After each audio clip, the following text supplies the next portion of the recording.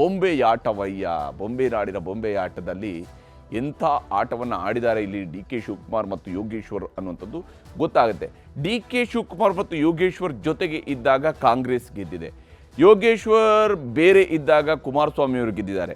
ಯೋಗೇಶ್ವರ್ ಕುಮಾರಸ್ವಾಮಿ ಜೊತೆಯಾದಾಗಲೂ ಕೂಡ ಅವರೇ ಗೆದ್ದಿದ್ದಾರೆ, ಕಾಂಗ್ರೆಸ್ ಸೋತಿದೆ. ಈಗ ಮತ್ತೊಂದು ಬೊಂಬೆಯಾಟದಲ್ಲಿ ಗೆಲುವನ್ನು ದಾಖಲಿಸಿಕೊಂಡಿದೆ ಕಾಂಗ್ರೆಸ್. ಅದರ ಬಗ್ಗೆ ವರದಿಯನ್ನು ತೋರಿಸಿ. ಗೊಂಬೆ ಆಡ್ಸೋನು ಮೇಲೆ ಕುಂತವನು, ನಮ್ಗೆ ನಿಮಗೆ ಯಾಕೆ ಟೆನ್ಷನ್ನು?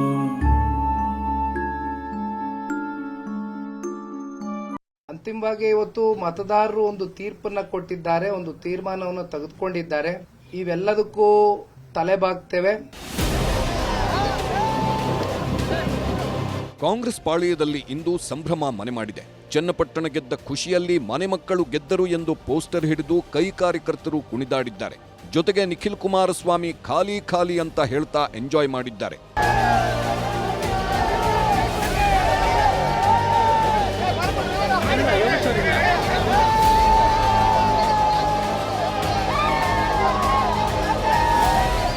ಡಿಸಿಎಂ ಡಿಕೆ ಶಿವಕುಮಾರ್ ಮಾಡಿದ್ದ ಪ್ರತಿಜ್ಞೆ ಈಡೇರಿದ್ರೆ ಕುಮಾರಸ್ವಾಮಿ ಅವರ ಶಪಥ ಮಣ್ಣು ಪಾಲಾಗಿದೆ.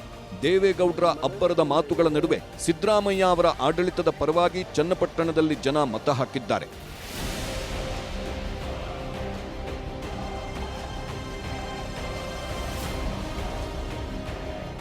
ರಾಜ್ಯದ 3ಕ್ಕೆ 3 ಕ್ಷೇತ್ರವನ್ನ ಕೈವಶ ಮಾಡಿಕೊಂಡಿರುವ ಕಾಂಗ್ರೆಸ್ ಪಾಳೆಯ ವಿಜಯೋತ್ಸಾಹದಲ್ಲಿ ತೇಲುತ್ತಿದ್ದರೆ, ಕಾಂಗ್ರೆಸ್ ಅನ್ನ ಕಟ್ಟಿಹಾಕುವ ವಿಶ್ವಾಸದಲ್ಲಿ ಒಂದಾಗಿದ್ದ ದೋಸ್ತಿಗಳು ಸೋಲಿನ ಆಘಾತದಲ್ಲಿದ್ದಾರೆ.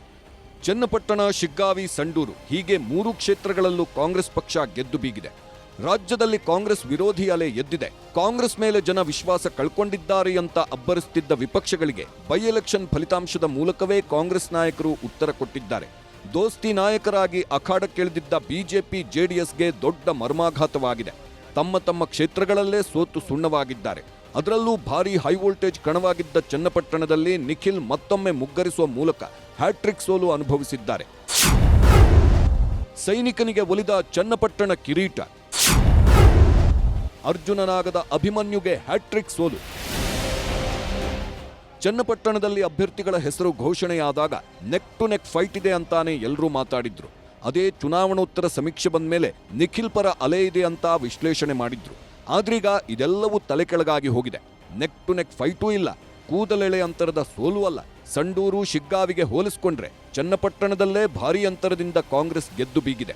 ಮತದಾನ ಮುಗೀತಿದ್ದಂತೆ ಏನಾಗುತ್ತೋ ಏನು ಅಂತ ಜನರ ತಲೆಗೆ ಹುಳ ಬಿಟ್ಟಿದ್ದ ಚನ್ನಪಟ್ಟಣದ ಭಗೀರಥನೆ ಬೊಂಬೆನಾಡಿನ ಸೂತ್ರಧಾರನಾಗಿದ್ದಾನೆ. ಚನ್ನಪಟ್ಟಣ ಚುನಾವಣೆಯಲ್ಲಿ ಯಾರ್ಯಾರು ಎಷ್ಟೆಷ್ಟು ಮತ ಪಡೆದಿದ್ದಾರೆ ಅಂತ ನೋಡೋದಾದ್ರೆ, ಕಾಂಗ್ರೆಸ್ ಅಭ್ಯರ್ಥಿ ಸಿಪಿ ಯೋಗೇಶ್ವರ್ಗೆ 1,12,642 ಮತಗಳು ಬಿದ್ದರೆ, ಜೆಡಿಎಸ್ ಅಭ್ಯರ್ಥಿ ನಿಖಿಲ್ ಕುಮಾರಸ್ವಾಮಿಗೆ 87,229 ಜನ ಮತ ಹಾಕಿದ್ದಾರೆ. ಹೀಗಾಗಿ ಗೆಲುವಿನ ಅಂತರ 25,413ಕ್ಕೆ ಬಂದು ನಿಂತಿದೆ.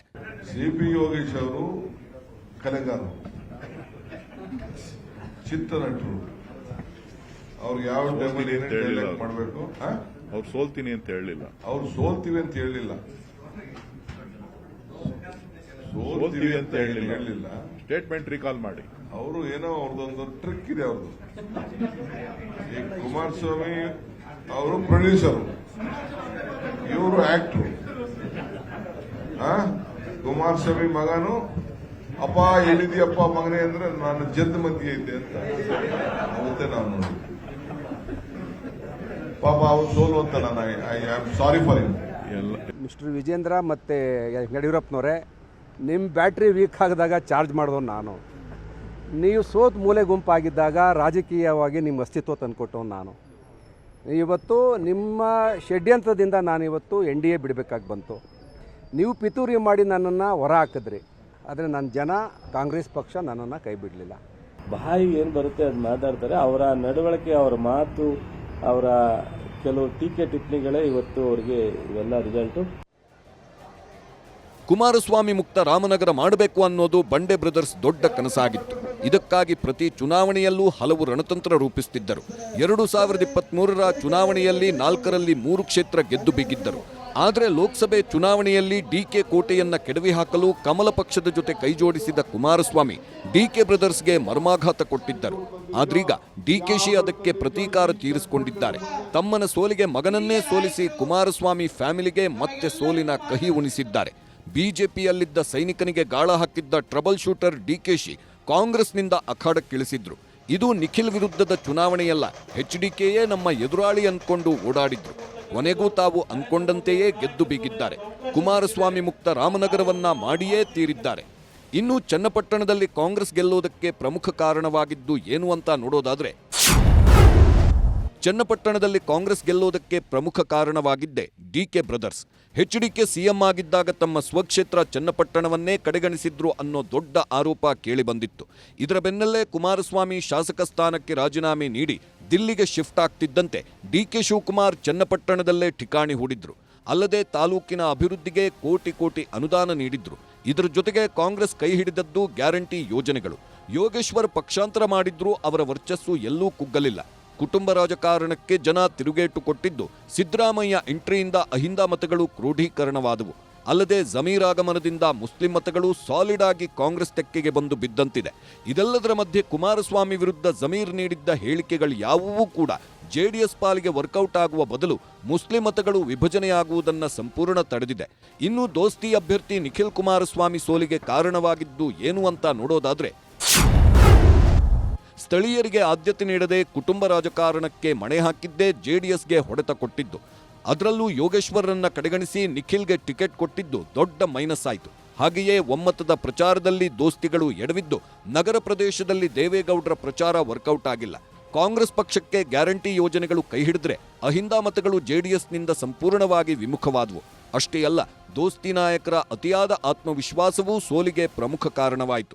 ಚನ್ನಪಟ್ಟಣದಲ್ಲಿ ಕಾಂಗ್ರೆಸ್ ಗೆಲುವಿನ ಕೇಕೆ ಹಾಕ್ತಿದ್ದಂತೆ ಕಾಂಗ್ರೆಸ್ ನಾಯಕರ ಸಂಭ್ರಮ ಮುಗಿಲು ಮುಟ್ಟಿತ್ತು. ಕಾಂಗ್ರೆಸ್ ಜಾಲಿ ಜಾಲಿ, ಜೆಡಿಎಸ್ ಖಾಲಿ ಖಾಲಿ ಅಂತ ಊರೂರಲ್ಲಿ ಕೇಕೆ ಹಾಕಿದ್ದಾರೆ.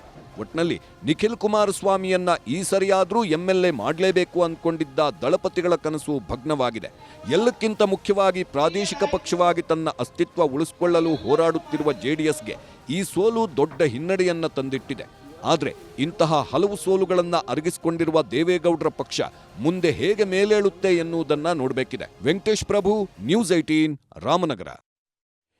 ಹೀಗೆ ಒಂದು ದೊಡ್ಡ ಗೆಲುವನ್ನು ದಾಖಲಿಸಿಕೊಳ್ಳುವುದರಲ್ಲಿ ಕಾಂಗ್ರೆಸ್ ಯಶಸ್ವಿಯಾಗಿದೆ. ವಿಶೇಷವಾಗಿ ಚನ್ನಪಟ್ಟಣ ಮತಕ್ಷೇತ್ರದಲ್ಲಿ, ಚನ್ನಪಟ್ಟಣದಲ್ಲಿ ಯೋಗೇಶ್ವರ್ ಇದ್ದಾಗ ಮಾತ್ರ ಕಾಂಗ್ರೆಸ್ ಗೆದ್ದಿತ್ತು 2009ರಲ್ಲಿ. ನಂತರ ಕಾಂಗ್ರೆಸ್ ಗೆಲ್ಲೋದಕ್ಕೆ ಸಾಧ್ಯ ಆಗಿರಲಿಲ್ಲ. ಈಗ ಯೋಗೇಶ್ವರ್ ಮರಳಿ ಬಂದಿದ್ದಾರೆ, ಕಾಂಗ್ರೆಸ್ ಗೆದ್ದಿದೆ, JDS ಸೋತಿದೆ.